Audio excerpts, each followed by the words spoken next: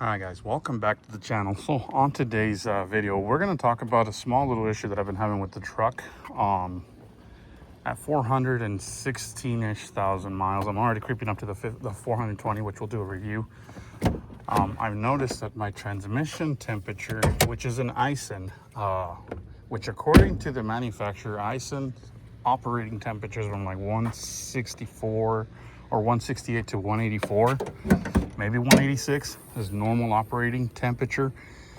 And when I'm cruising, even empty, I've been getting my temperature to spike up to 200, 195 to 205 was the highest, and I just pull off and let it cycle down. At first I was kind of thinking maybe my intercooler was probably messed up, or maybe my fluid, was probably, something was wrong with my fluid, a torque converter or something.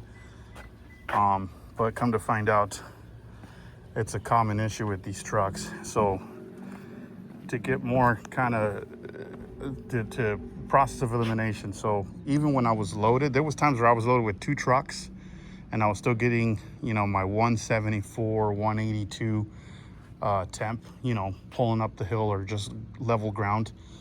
But there was also moments where, times where I was on flat ground, day or night, no load, deadheading, and I was still creeping up to like 190, 193, which, when you know your truck, guys, and that's something that's not normal. So the solution, from what I'm being told, based off of research, is you got to go to ATS, and they're saying that it's this piece right here, the thermal bypass. Now mine's a 2014, so mind you, if you guys are having the same issue where you're having some temperatures climb up and then go back down, and that's kind of what I figured it was going to be, this piece right here, because if it was the transmission cooler, it would have kept doing it continuously. But the fact of the matter is that it keeps going down, it keeps going up, it keeps going down. So I know the trans cooler is doing its job. It's just what it boils down to is what's causing it, right? Obviously that's the $1 million question. What's causing this, so, and I didn't even know the 68 RFE and the Ison transmission had that. So where that part belongs down to, oh, and by the way, you're gonna need a 20 mil, a 13 6-point socket. Let me get down here, guys. Where's it at? So there's right there.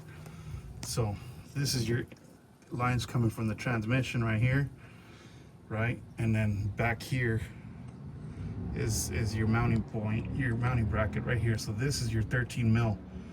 And then here's your lines. So this is what needs to come off, and this essentially is the OEM thermo valve.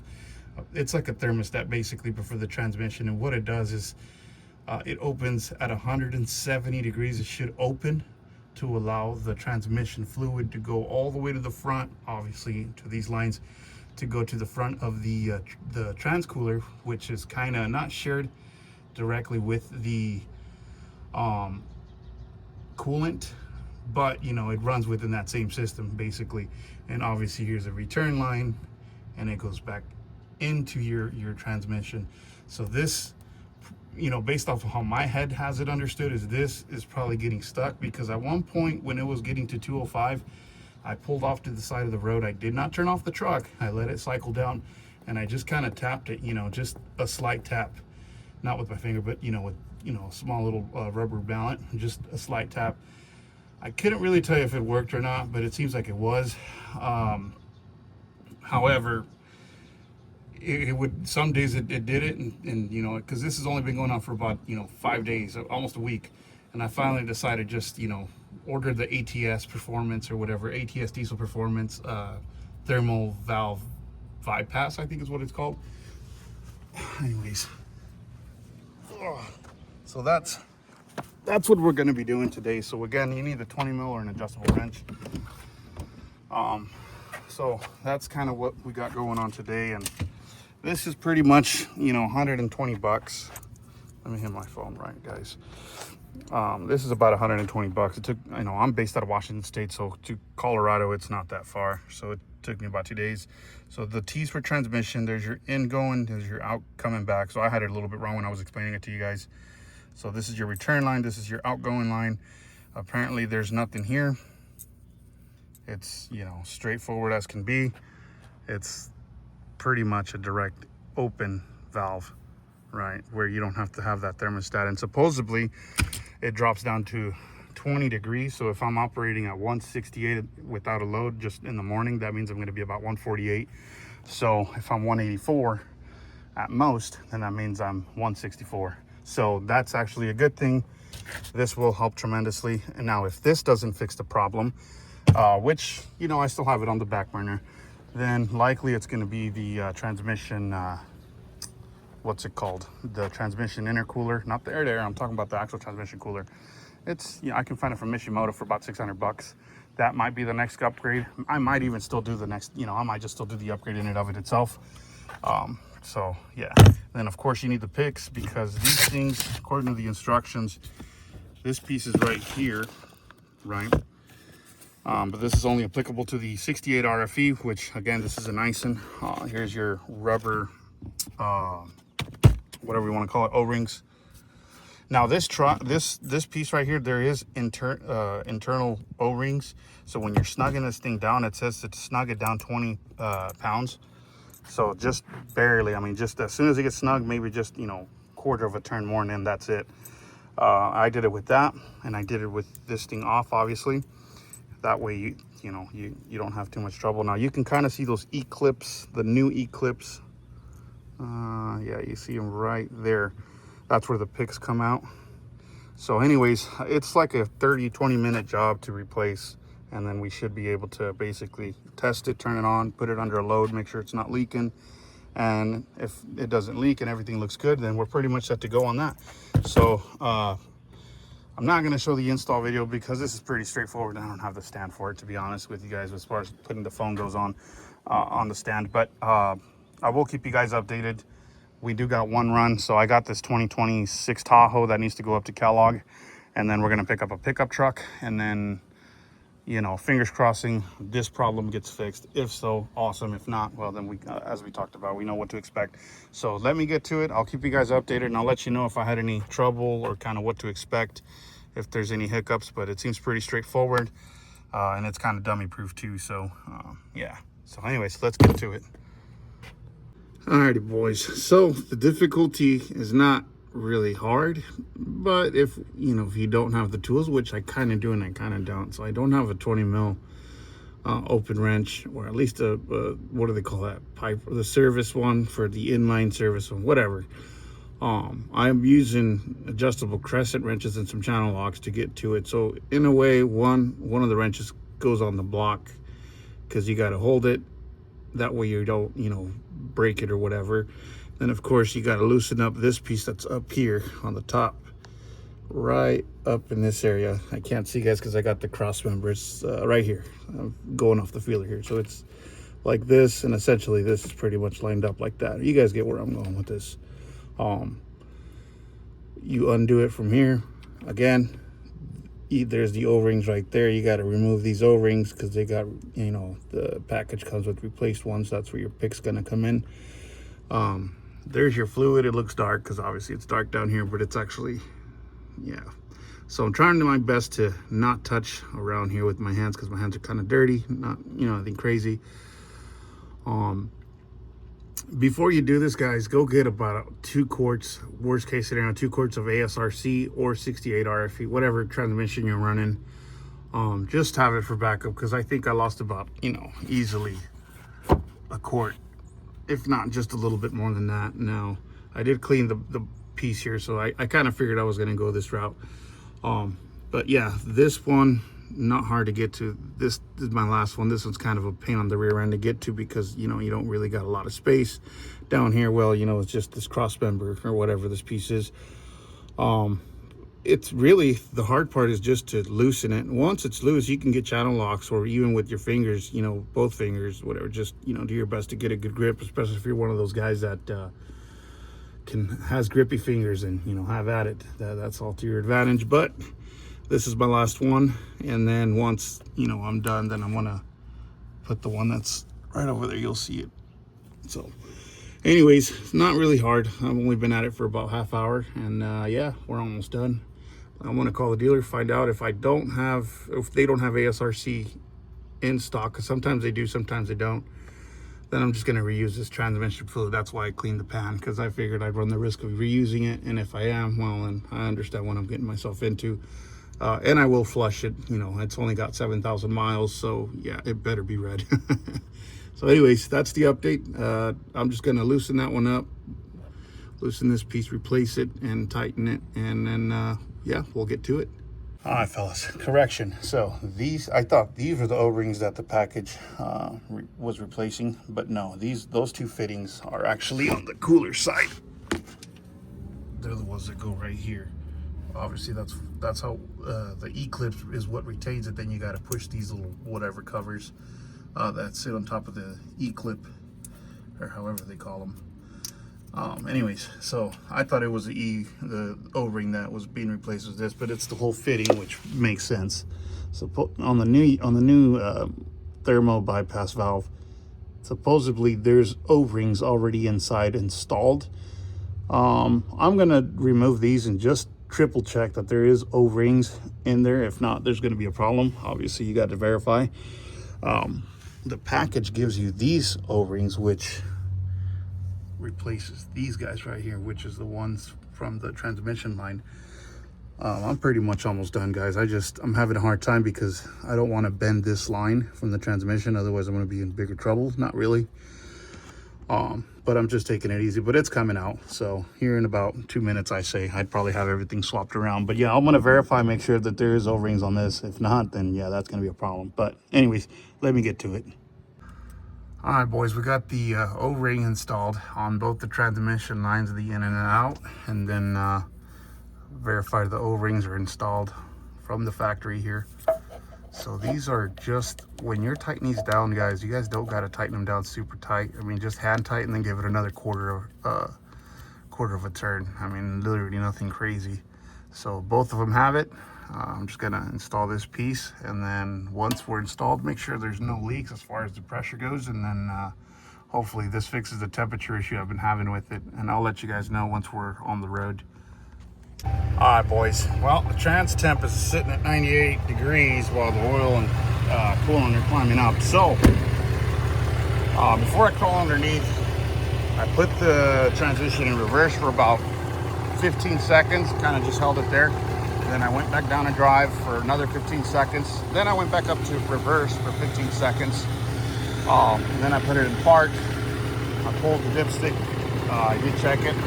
The downfall to all this for me was I called my local Ram dealership here in town, and they're out of stock on ASRC fluid. So I got one of two choices. I can either go to the O'Reilly's and just go and buy some valve oil or whatever, which I'm not going to do, because these transmissions, if you guys don't know, are really sensitive when it comes to their fluids. Just stick with OEM. If you're doing a flush, it's 7 quarts. If you're doing the whole, the filter and everything, that's about 14, if I remember right, maybe 13 quarts.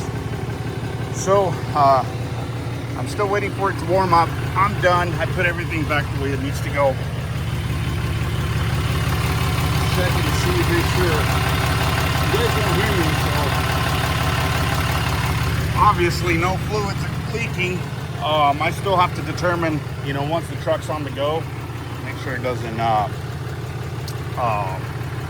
leak or whatever. But there you can see the fluid, the old fluid's still red. I just changed it. It's probably got about, I'd say 8,000 miles.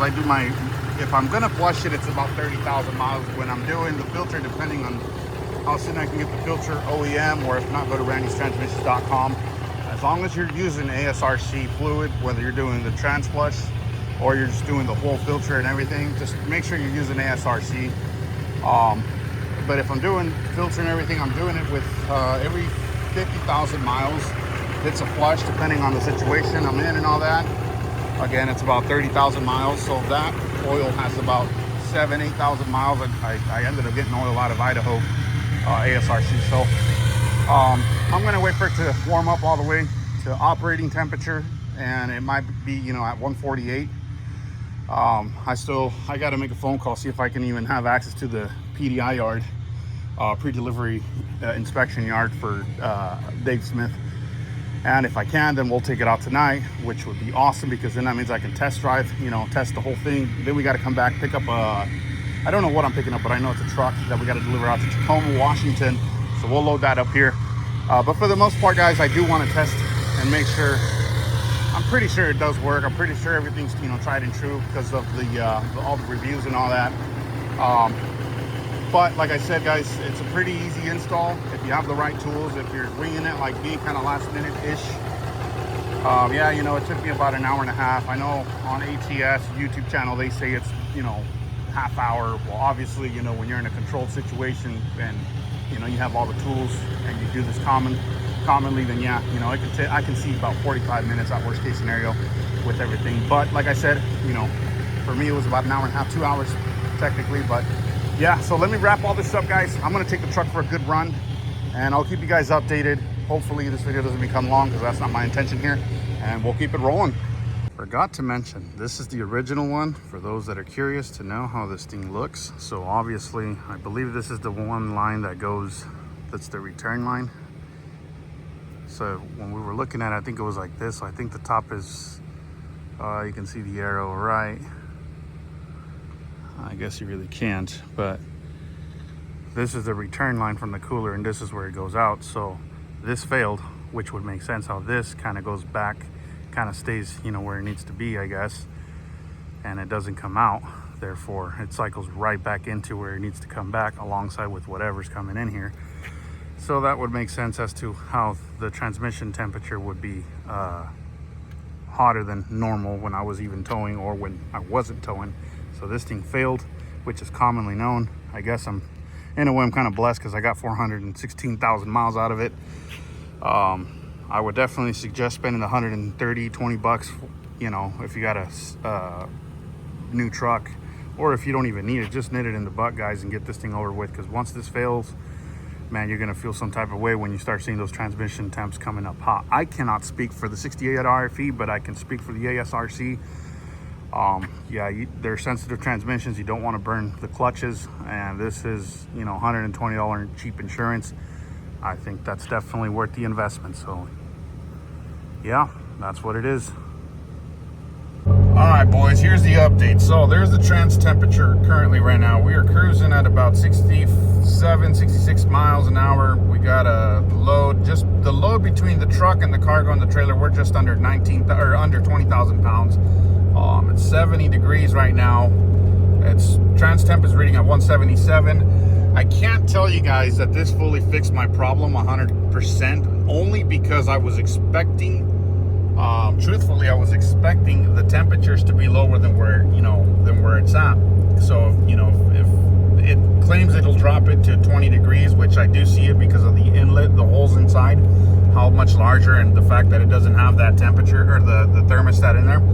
So I was hoping that this was going to be like in the 50s, you know, the 150s, you know, 160s at worst, under this load. So, but that's not the case. So I'm not saying this didn't work. What I am saying is there's got to be something more to it than, you know, that's following along, as far as, you know, the temps go.